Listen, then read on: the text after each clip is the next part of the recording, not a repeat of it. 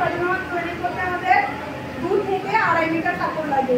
তাহলে আমরা মাপ নেব। ঝুল নিয়েছি 38, হিপ নিয়েছি 32, কমর নিয়েছি 28 আর পায়ের মুহুরি নিয়েছি 14।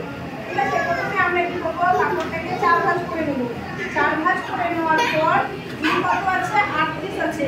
ঝুল 38 নেওয়ার পরে আমরা 5 ইঞ্চি মাইনাস করবো। 5 ইঞ্চি কেন মাইনাস করবো তো, এর সাথে যে কমর পট্টি আমরা এক্সট্রা নেব। ঠিক আছে, এই জন্য আমরা 5 ইঞ্চি মাইনাস করে দিয়ে উপর থেকে 8 ইঞ্চি নিচ পর্যন্ত আমরা হাইয়ের লাইন নিয়ে নেব।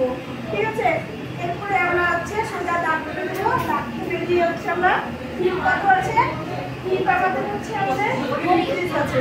তাহলে 4 দিয়ে ভাগ করে আমরা 3 ইঞ্চি মুজির কাপড় বেশি নেব।